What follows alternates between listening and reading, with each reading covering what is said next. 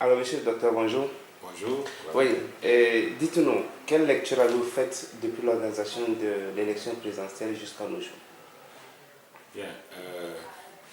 Comme toujours, nous avons voulu participer à ces élections pour avoir la possibilité de démontrer que le gouvernement nous a poussé vers des élections accélérées pour avoir la possibilité de frauder à très très haute échelle. Et nous savons que maintenant nous pouvons l'affirmer que la fraude est organisée à tous les niveaux. Au niveau des préparatifs, vous avez su la polémique qu'il y a eu sur les questions de comment seront transmis les résultats. Vous avez eu la polémique sur Success, qu'ils ont daigné juste abandonner à la veille pratiquement des élections. Eh bien, c'était déjà un processus complètement ficelé pour pouvoir tricher et pouvoir annoncer rapidement les tendances sans avoir à vérifier sur les procès-verbaux. Et l'annonce qui a été faite hier tient de cela d'ailleurs, parce que c'est le président de la CENI tout seul qui a annoncé les résultats, alors que les vérifications qu'exigeaient les membres de l'opposition n'avaient pas encore été opérées. Bien. Moi je suis encore à Dapon, le lendemain des élections. J'ai observé ce qui s'est passé de façon approfondie et je vous assure qu'ils ont utilisé au moins 4 ou 5 faisceaux différents de fraude. C'est ça qui rend difficile le compte rendu. Le premier élément de fraude, c'est la continuation de la campagne au-delà du délai. Lorsqu'on a dit que la campagne a clôturé, c'est en ce moment que tous les cadres du NIR qui sont venus dans les savanes ici se sont investis dans les maisons, se sont investis dans les hameaux pour corrompre la population et pour distribuer des vivres au nom. Nous avons des noms. Nous avons eu des jeunes dans Tampiadim qui ont vu la personne qui distribuait, qui les ont arrêtés. Il y a eu bagarre et finalement, c'est les jeunes malheureusement qui ont arrêté la personne, qui ont été pénalisés parce qu'ils ont été retenus à la gendarmerie ici pendant plus de 24 heures. Et c'est mon intervention. J'ai dû payer les frais médicaux exigés par la gendarmerie pour qu'on les libère. Donc, on a vu le ministre Nabagou, le samedi matin, le jour du vote, en train de rentrer dans les maisons et de continuer de faire la campagne pour amener les gens à voter. Donc, cette disposition qui dit qu'on arrête la campagne un jour avant n'a pas été respectée par UNIR qui continuait allègrement à faire la campagne. C'est un niveau de fraude. Le deuxième niveau de fraude, le jour des élections, il y a eu la distribution d'un certain nombre de procurations illégales. Nous avons pris ces procurations, nous avons un certain nombre de copies que nous pourrons montrer à la population. Une procuration doit être déjà remplie par le mandant. Celui qui se présente pour voter avec une procuration doit avoir le nom du mandat et sa signature. Eh bien, nous avons eu des procurations qui étaient signées pratiquement par le préfet et qui étaient disponibles partout. Alors, ces procurations à en très grande quantité, est en train de changer ce que nous appelons le taux de participation. Et là, qu'est-ce que vous avez fait comme intervention?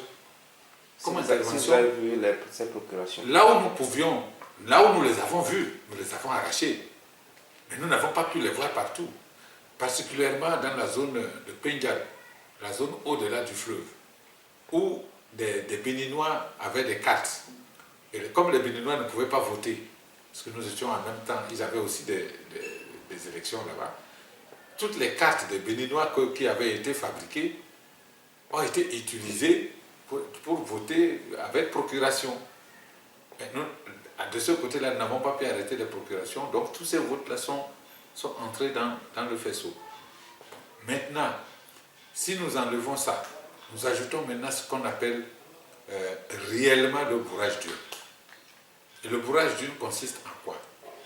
Dans le bureau de vote, un suppôt des députés à l'Assemblée nationale rentre dans le bureau de vote et distribuent de l'argent aux membres du bureau de vote et leur demandent de bourrer les urnes.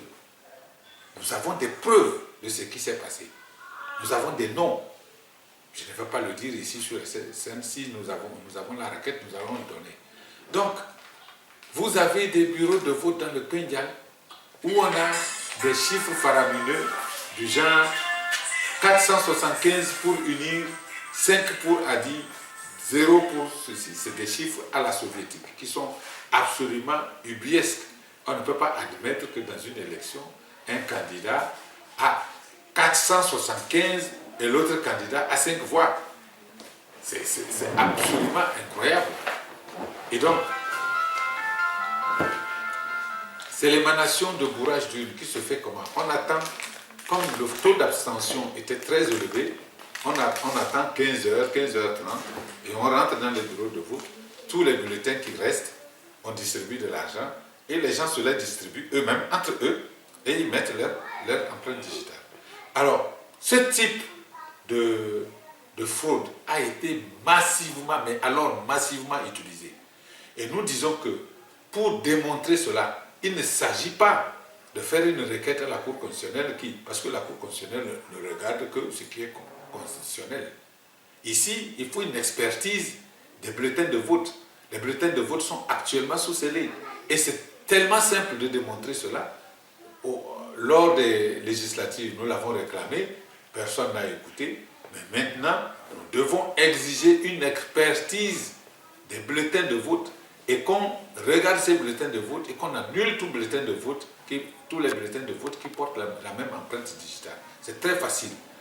Maintenant, et si on élimine tous ces bulletins, on reviendra à la juste proportion. D'abord du taux de participation et à la juste proportion des résultats. Et vous verrez que en ce moment-là, le château de cartes qui a été monté par UNIR pour faire croire à la population qu'ils ont gagné à 58% va tomber. C'est clair.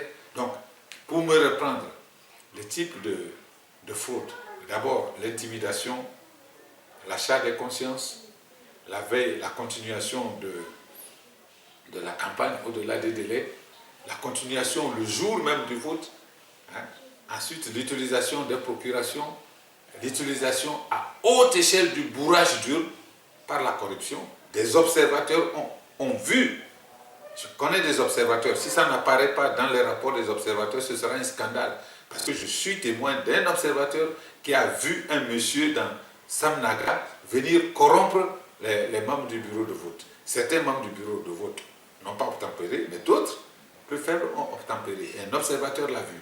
Et ce monsieur, je connais son nom, dans Pendial, dans Nayega, dans beaucoup de bureaux de Pendial, les hommes qui sont rentrés pour corrompre, pour obtenir le bourrage d'urne, nous avons leur nom.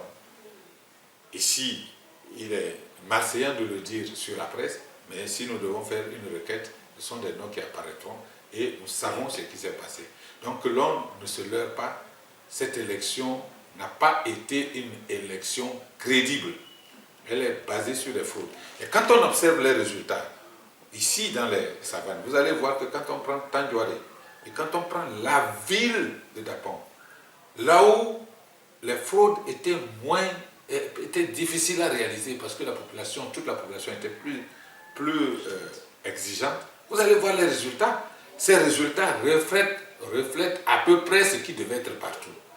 Et nous avons dans Tandjouaré, finalement, ils disent nous dépasser de 1000 voix. Mais si on enlève les procurations, vous verrez qu'immédiatement, c'est Adi qui bat UNIR. Parce qu'ils ont utilisé les procurations. Là-bas, c'est uniquement les procurations qu'ils ont utilisées. Dans la ville de Dapon ici, comme ils n'ont pas pu réellement agir, vous verrez que les résultats sont en faveur du candidat Gobé. Maintenant, dans la périphérie, les villages, ils ont massivement utilisé ce système et c'est ce qui explique les résultats que nous avons. Voilà. Merci beaucoup, Michel.